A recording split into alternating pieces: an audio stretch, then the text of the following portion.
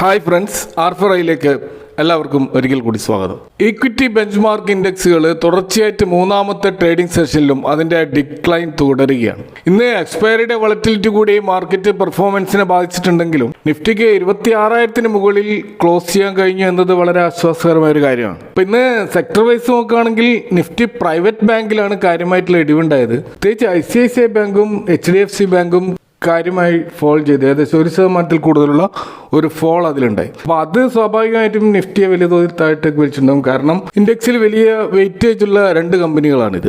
അപ്പോൾ ഇത്തരത്തിൽ ഈ പ്രൈവറ്റ് ബാങ്ക് ഇൻഡെക്സിലെ ഈ ICICI ബാങ്കിലും HDFC ബാങ്കിലും ഉണ്ടായിട്ടുള്ള ഈ ഒരു ഡിക്ലൈനിൽ ഒരു കാരണമായിട്ട് കാണുന്നത് ഈ നിഫ്റ്റി ബാങ്ക് ഇൻഡെക്സ് വലിയ ചേഞ്ചസ് വരാൻ പോവുകയാണ്. അവിടെ നിലവിൽ 12 ബാങ്കുകളാണുള്ളത്. അത് 14 ബാങ്കുകളായിട്ട് ഉയർത്താൻ സെബി നേരത്തെ തീരുമാനിച്ചിരുന്നു. അതുകൂടാതെ 3 സ്റ്റോക്കുകളുടെ വെയിറ്റേജ് 45% കൂടുതലാകാൻ പാടില്ല എന്നൊരു റൂളും കൂടി സെബി കൊണ്ടുവരുന്നുണ്ട്. അപ്പോൾ അത് ഈ ഡിസംബർ അവസാനം ഇംപ്ലിമെന്റ് ചെയ്യും. അപ്പോൾ ഈ ഒരു അനൗൺസ്മെന്റ് ആണ് ഈ സ്റ്റോക്കിലുള്ള ഔട്ട്ഫ്ലോക്ക് കാരണമായത് എന്ന് വേണം മനസ്സിലാക്കാൻ. അപ്പോൾ 12 നിന്ന് 14 ആകുമ്പോൾ 2 പുതിയ സ്റ്റോക്കുകൾ അവിടെ വരുന്നുണ്ട്. അതൊന്ന് യെസ് ബാങ്കും മറ്റൊന്ന് യൂണിയൻ ബാങ്കുമാണ്. അപ്പോൾ അതുകൊണ്ട് തന്നെ ഇന്ന് നമുക്ക് കാണുന്നത് യൂണിയൻ ബാങ്കിലും യെസ് ബാങ്കിലും 1% കൂടുതലുള്ള മുന്നേറ്റം ഉണ്ടായപ്പോൾ ICICI ബാങ്കിലും HDFC ബാങ്കിലും 1% കൂടുതലുള്ള ഇടിവാണ് ഉണ്ടായത്. അപ്പോൾ ഈ ബാങ്ക് ഇൻഡെക്സിൽ ഈ സ്റ്റോക്കുകളുടെ വെയിറ്റേജ് കുറയുമ്പോൾ ഈ ഇൻഡെക്സിനെ മാനിപ്പുലേറ്റ് ചെയ്യുന്നത് ഒഴിവാക്കാൻ കുറെ സഹായിക്കും. പ്രത്യേകിച്ച് ഡെറിവേറ്റീവ് മാർക്കറ്റിലുള്ള ബിഗ് പ്ലെയേഴ്സിന്റെ ആ ഒരു ഇടപെടൽ കാരണം ഈ 2 ബാങ്കുകളിൽ കാര്യമായിട്ട് പ്രൈസ് മാനിപ്പുലേറ്റ് ചെയ്ത് കഴിഞ്ഞാൽ ഇൻഡെക്സിനെ ഈ ബിഗ് പ്ലെയേഴ്സിന് വലിയ ക്യാപിറ്റലുള്ള ഈ ബിഗ് പ്ലെയേഴ്സിനെ സംബന്ധിച്ചിടത്തോളം ഈസി ആയിട്ട് ഇൻഡെക്സ് മാനേജ് ചെയ്യാൻ കഴിയും. അപ്പോൾ അതൊരു പരിധി വരെ തടയാൻ ഈ ഒരു റീബാലൻസിങ് സഹായിക്കുമെന്നാണ് കരുതുന്നത്. അപ്പോൾ നിഫ്റ്റിയുടെ ഒരു ടെക്നിക്കൽ ചാർട്ടിലേക്ക് വന്നു കഴിഞ്ഞാൽ അപ്പോൾ അവിടെ ബുൾസിന്റെ ഒരു സ്ട്രെങ്ത് വീണ്ടെടുക്കണമെങ്കിൽ 26,110 അതുപോലെ 26,060 ആ ഒരു റേഞ്ചിൽ മാർക്കറ്റ് തിരിച്ചു കയറേണ്ടിയിരിക്കുന്നു. അപ്പോൾ ആ ഒരു ലെവല് നിലനിൽക്കുന്നില്ലെങ്കിൽ അവിടെ നിന്ന് താഴോട്ടൊക്കെ പോവുകയാണെങ്കിൽ 25,860 അതുപോലെ 25,700 വരെയുള്ള ഷാർപ്പായിട്ടുള്ള ഒരു ഡിക്ലൈൻ ചിലപ്പോൾ നിഫ്റ്റിയിൽ ഉണ്ടായേക്കാം. അപ്പോൾ മാർക്കറ്റിന്റെ ഒരു അണ്ടർ പെർഫോമൻസിന് മറ്റൊരു ഡൊമസ്റ്റിക് ആയിട്ടുള്ള പ്രധാനപ്പെട്ട ഒരു കാരണമായിട്ട് ഇപ്പോൾ കാണുന്നത് റൂപ്പിയുടെ ഡിവാലുവേഷനാണ്. ചരിത്രത്തിൽ ഏറ്റവും മോശം പ്രകടനത്തിലൂടെ റൂപ്പി ഡോളറിനെതിരെ 90 എന്ന ലെവലിൽ ടച്ച് ചെയ്തിരിക്കുകയാണ്. അപ്പോൾ ഇന്ത്യൻ റൂപ്പിയുടെ ഈ ഒരു ഫ്രീ ഫോള് ഈ ഒരു വർഷം ഏകദേശം 5% കൂടുതലാണ് US ഡോളറിനെതിരെ താഴോട്ടേക്ക് വന്നിരിക്കുന്നത്. എമേർജിംഗ് മാർക്കറ്റിലെ ഏറ്റവും വേഴ്സ്റ്റ് പെർഫോമിംഗ് കറൻസി ആയിട്ട് ഇപ്പോൾ ഇന്ത്യയുടെ റൂപ്പി മാറിയിരിക്കുകയാണ്. അപ്പോൾ റൂപ്പി ഇത്തരത്തിലുള്ള വീക്ക്നെസ്സിലേക്ക് നയിച്ചതിൻ്റെ പ്രധാനപ്പെട്ട ഫാക്ടറുകളിൽ ഒന്ന് ട്രേഡ് ഡെഫിസിറ്റാണ്. അതായത് നമ്മുടെ എക്സ്പോർട്ട് കുറയുകയും ഇമ്പോർട്ട് വർദ്ധിക്കുകയും ചെയ്തിരിക്കുകയാണ്. അപ്പോൾ അതിൻ്റെ ആ ഒരു അന്തരം അത് ഇപ്പോൾ റെക്കോർഡ് ഹൈയിലേക്ക് പോയിരിക്കുകയാണ്. അപ്പോൾ 41 ബില്യൺ US ഡോളറിന്റെ ഒരു അന്തരമാണ് ഒക്ടോബർ മാസം ഈ ഒരു ട്രേഡ് ഡെഫിസിറ്റിൽ ഉണ്ടായിട്ടുള്ളത്. അത് സെപ്റ്റംബർ മാസം 32.15 ബില്യൺ ഡോളർ ആയിരുന്നു. അതുകൂടാതെ ഗോൾഡിന്റെയും സിൽവറിന്റെയും ഇമ്പോർട്ട് വർദ്ധിച്ചതും ഈ ഒരു ഡൊമസ്റ്റിക് ഇന്ത്യൻ റൂപ്പി വലിയ പ്രഷറിലേക്ക് പോകാൻ കാരണമായിരുന്നു. അപ്പോൾ ട്രേഡ് ഡെഫിസിറ്റിലേക്ക് പോകാനുള്ള ഒരു കാരണം ഇന്ത്യൻ എക്സ്പോർട്ട് കുറഞ്ഞതാണ്. 12% ഏകദേശം 34 ബില്യൺ ഡോളറിന്റെ ഒരു കുറവാണ് എക്സ്പോർട്ടിൽ ഉണ്ടായിട്ടുള്ളത്. അതേസമയം ഇമ്പോർട്ട് 17% വർദ്ധിക്കുകയും ചെയ്തു. അപ്പോൾ സെക്കൻഡ് ക്വാർട്ടറിൽ പൊതുവെ നമ്മുടെ എക്കണോമിക്ക് വളരെ നന്നായിട്ട് പെർഫോം ചെയ്തിട്ടുണ്ടെങ്കിലും ഈ ഒരു ട്രേഡ് ഡെഫിസിറ്റ് ആ ഒരു പെർഫോമൻസിന്റെ നേട്ടത്തെ ഇല്ലാതാക്കുന്ന രീതിയിലാണ് നമുക്ക് കാണാൻ കഴിയുന്നത്.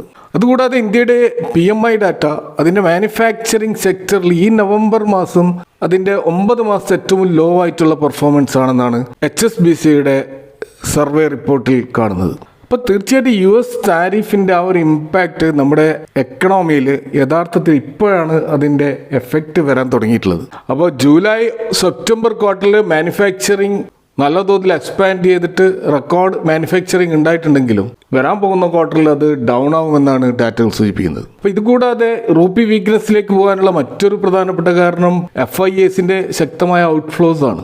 കാരണം കണ്ടിന്യൂസ് ആയിട്ട് അവർ സെല്ല് ചെയ്തുകൊണ്ടേയിരിക്കുകയാണ്. ഈ വർഷം തന്നെ ഏകദേശം 1,47,000 കോടിയുടെ ഒരു സെല്ലിംഗ് ആണ് അവർ നടത്തിയിട്ടുള്ളത്.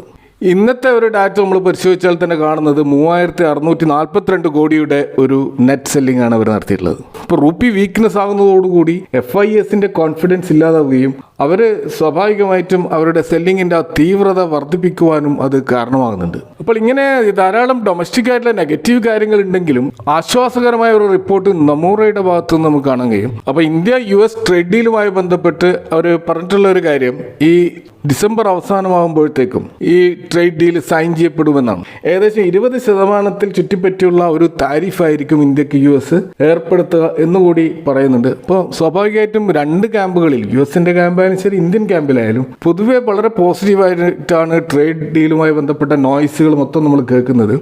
അതുകൊണ്ട് തന്നെ ഈ ഒരു നമൂറയുടെ റിപ്പോർട്ട് സത്യമായിട്ട് വരും എന്ന് തന്നെ നമുക്ക് പ്രതീക്ഷിക്കാം. ഇതുപോലെ മൊത്തത്തിൽ ഇപ്പോൾ ചർച്ച ചെയ്യപ്പെടുന്ന ഒരു വിഷയമാണ് ഇന്ത്യയുടെ GDP ഡാറ്റ ഫേക്കാണോ അല്ലെങ്കിൽ അത് മാനിപ്പുലേറ്റ് ചെയ്തതാണോ എന്ന രീതിയിൽ പല കോണിൽ നിന്നും അഭിപ്രായങ്ങൾ ഉയർന്നു വരുന്നുണ്ട്. നമുക്കറിയാം, ലോകത്തിലെ വിവിധ രാജ്യങ്ങളിലെ എക്കണോമിക് ഡാറ്റകളെ കൃത്യമായിട്ട് ഓഡിറ്റ് ചെയ്യുന്ന വേൾഡിലെ മോസ്റ്റ് റിലയബിൾ ഏജൻസി ആയിട്ടുള്ള ഇന്റർനാഷണൽ മോണിറ്ററി ഫണ്ട് അഥവാ IMF അവർ ഇന്ത്യയുടെ ഈ GDP ഡാറ്റയ്ക്ക് C ഗ്രേഡാണ് നൽകിയിരിക്കുന്നത്.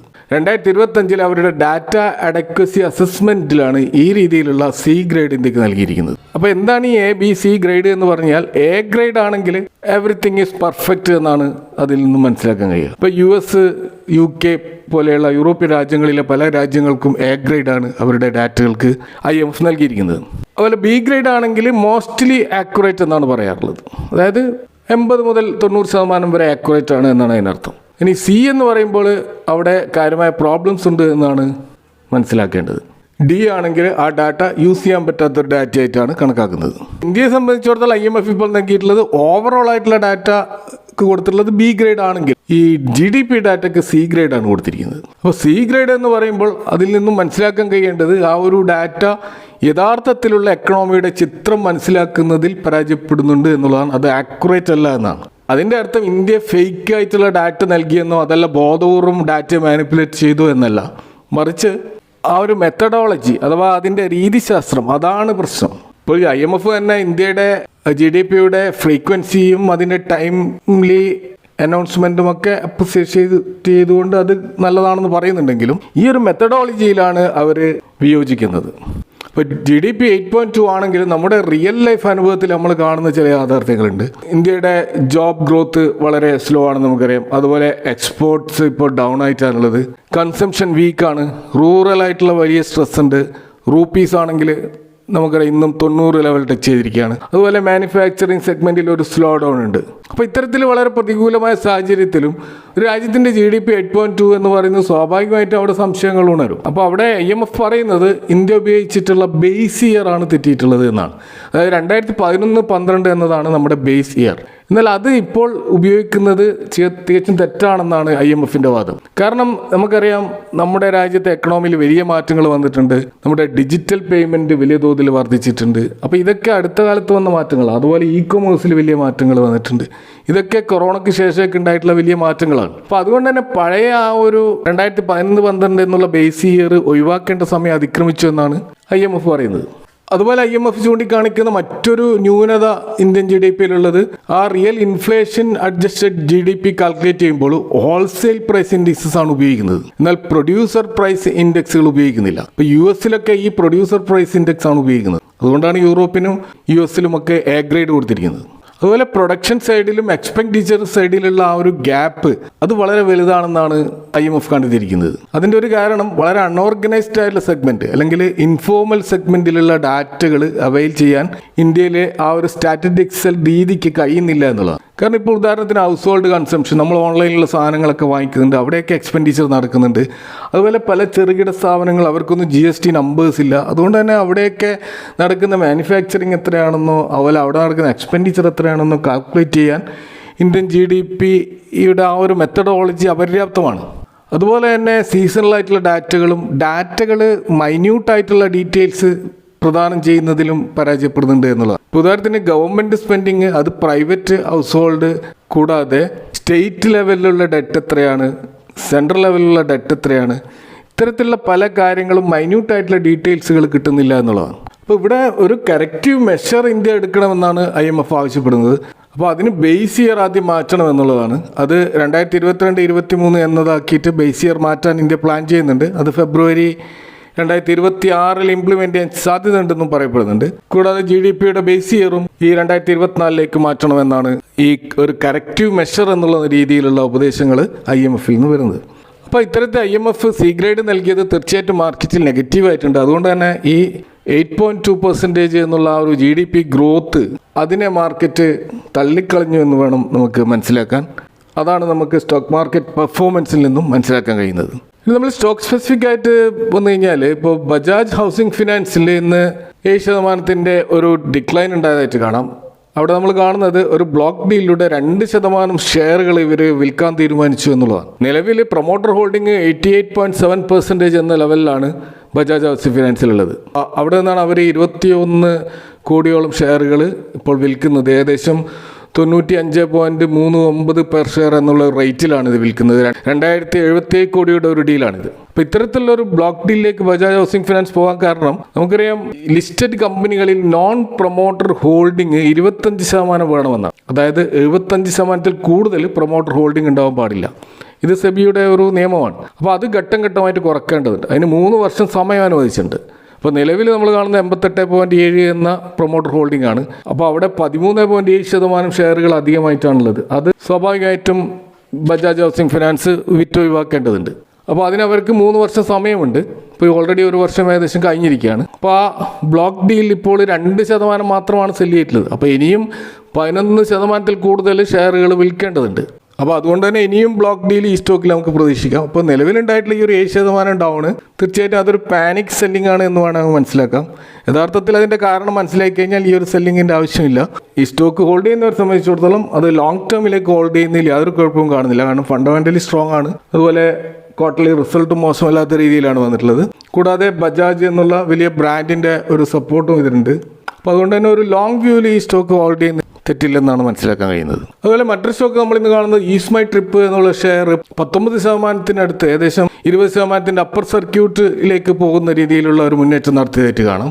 അപ്പോൾ അതിൻ്റെ ഒരു കാരണമായിട്ട് കാണുന്നത് ഇവരുടെ വിൻ്റർ കാർണിവൽ സെയിൽ എന്നുള്ള ഒരു ഓഫർ ഇവർ അനൗൺസ് ചെയ്തതായിട്ട് കാണാം. അപ്പോൾ വിൻ്ററിലുള്ള ടൂർ പാക്കേജുകളുമായി ബന്ധപ്പെട്ടിട്ടുള്ള ഒരു ഓഫറാണിത്. അപ്പോൾ കസ്റ്റമർക്ക് കോസ്റ്റ് എഫക്റ്റീവ് ആയിട്ടുള്ള ഫെയറുകളും അക്കോമഡേഷനും ഈ പീക്ക് സീസണിൽ പ്രൊവൈഡ് ചെയ്യുക എന്നതാണ് ഈ ഒരു കാർണിവലിൻ്റെ ഉദ്ദേശം. അപ്പോൾ വലിയ ഓഫറാണ് അവിടെയൊക്കെ അനൗൺസ് ചെയ്യില്ല. അതിൻ്റെ അടിസ്ഥാനത്തിൽ ഒരു മൂവാണ് ആ സ്റ്റോക്കിൽ ഉണ്ടായിട്ടുള്ളത്. പക്ഷേ അവിടെ നമ്മൾ മനസ്സിലാക്കേണ്ട ഒരു കാര്യം, ഈ സ്ട്രിപ്പ് പ്ലാനേഴ്സ് എന്ന് പറയുന്ന ഈ സ്റ്റോക്ക് അതിൻ്റെ ഹൈയിൽ നിന്ന് 53% ഫോൾ ആയിട്ടുള്ള ഒരു സ്റ്റോക്കാണ്. കൂടാതെ കഴിഞ്ഞ ക്വാർട്ടറിൽ ഇതിൻ്റെ പെർഫോമൻസ് വളരെ പുവർ പെർഫോമൻസ് ആയിരുന്നു. അപ്പോൾ പൊതുവെ നല്ല രീതിയിൽ പെർഫോം ചെയ്തുകൊണ്ടിരുന്ന ഒരു കമ്പനിയായിരുന്നു ഇത്. പക്ഷെ അവിടെ നിലവിൽ ഈ കമ്പനി ഡൗൺ ട്രെൻഡിൽ പോകുന്നതായിട്ട് അതിൻ്റെ ചാർട്ടിൽ നിന്ന് നമുക്ക് കാണാൻ കഴിയും. അപ്പോൾ ഇത്തരത്തിലുള്ള ഒരു ട്രാവൽ പാക്കേജ് ഓഫർ സെയിൽ എന്നൊക്കെ പറയുമ്പോൾ അതിൻ്റെ അടിസ്ഥാനത്തിൽ ഇത്ര വലിയൊരു മൂവ് ഒരു സ്റ്റോക്കിൽ ഉണ്ടാകുമ്പോൾ സ്വാഭാവികമായിട്ടും നമ്മളത് സംശയിക്കേണ്ടിയിരിക്കുന്നു. അപ്പോൾ അതുകൊണ്ട് തന്നെ വളരെ ചെറിയ പ്രൈസിൽ ട്രേഡ് ചെയ്യുന്ന ഒരു സ്റ്റോക്ക് എന്നുള്ള നിലയിൽ ഈ സ്റ്റോക്കിൽ നമ്മൾ വളരെ കോഷ്യസ് ആയിട്ട് നിൽക്കേണ്ടതുണ്ട്. അവിടെ ബൈ ചെയ്യുന്നവരെ സംബന്ധിച്ചിടത്തോളം സ്ട്രിക്റ്റ് സ്റ്റോപ്പ് ലോസ് വെച്ചുകൊണ്ട് മാത്രമേ ഈ സ്റ്റോക്കിൽ എൻ്റർ ചെയ്യാൻ പാടുള്ളൂ. കാരണം ഇവിടെ മാനിപ്പുലേഷൻ അല്ലെങ്കിൽ ഓപ്പറേറ്റർ ഗെയിമിൻ്റെ സാധ്യതയാണ് കാണുന്നത്. അപ്പോൾ ഇതൊക്കെയാണ് ഇന്നത്തെ മാർക്കറ്റുമായി ബന്ധപ്പെട്ട് ഇവിടെ നിങ്ങളുമായിട്ട് ഷെയർ ചെയ്യാനുള്ളത്. ഈ വിഷയങ്ങളുമായി ബന്ധപ്പെട്ട നിങ്ങളുടെ അഭിപ്രായങ്ങൾ കമൻറ്റുകൾ അറിയിക്കാം. Thank for watching. See you next time with another video.